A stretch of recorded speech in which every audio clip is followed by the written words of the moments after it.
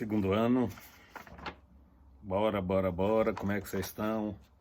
As provas, simulado FTD, espero que vocês tenham conseguido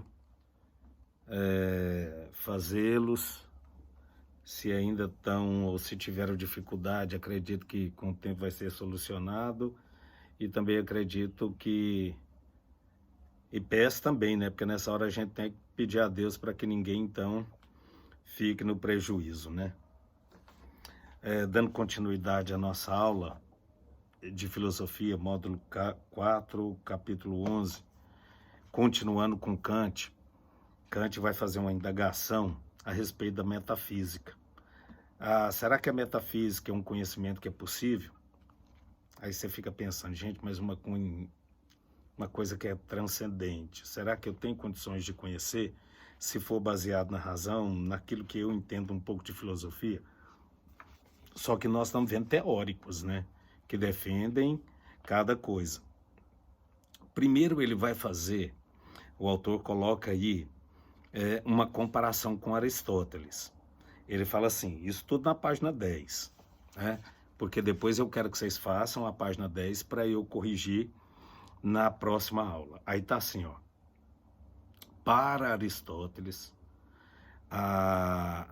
as classes que se ordenam os seres eram modos e predicados dos próprios seres. E cabia à mente a se adaptar a eles. Aí Kant veio, não se preocupe com o que eu li agora, que agora você vai entender. Kant, ele vai falar justamente ao contrário do que Aristóteles falou. As categorias são formas, a priori da mente, às quais os objetos se adaptam. É só vocês se lembrarem da Revolução Copernicana, que aí vocês vão entender, vocês vão falar, sim, beleza. Então agora os objetos que se adaptam. Por isso que é a Revolução Copernicana. Aí ele vai falar assim, agora vamos, tipo assim, ó, vamos começar na metafísica. Ele fala, a metafísica tradicional possui vários temas, que são chamados, os mais importantes, são chamados de 3 regiões do ser, que é o homem, o mundo e Deus. A metafísica tradicional. Então ela vai falar que tem o homem, o mundo e Deus. Bem parecido com aquilo que a gente entende, né, da vida. Aí ele começa assim, o conhecimento propriamente dito foi definido como a junção da experiência com as categorias puras. A sensação somada ao entendimento. Ou seja, para conhecer é preciso completar os princípios a priorísticos com os dados da experiência. Experiência, quando ele fala sentido aqui, ele vai falar naquilo que é o experimento, que é aquilo que é empírico. Quando ele fala isso, o conhecimento propriamente dito foi definido com a junção da experiência com as categorias puras. A sensação somada ao entendimento. Então eu tenho entendimento e eu pego aquilo que é o experimento, que é através da sensibilidade, e eu passo para o conhecimento.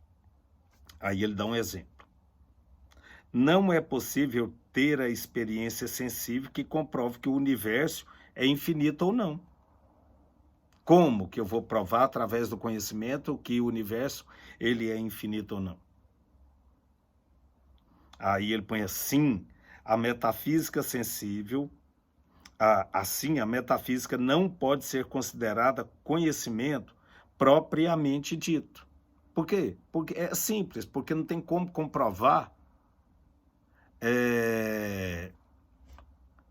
através de um conhecimento racional. Claro que aí depois tem pessoas que já têm estudos a respeito de um monte de coisas em relação a isso, que a gente vê em revistas, em tese de doutorado, mestrado, tá? Mas agora Kant está falando dessa maneira. Aí ele põe assim: para Kant, as ideias metafísicas têm uma função regulativa. Então, as ideias metafísicas têm uma função regulativa. O que quer dizer, aí ele explica melhor, que devemos viver como se tivéssemos de fato conhecimentos sobre os temas metafísicos. Devemos agir como se a alma fosse imortal, como se fôssemos livres, como se Deus existisse.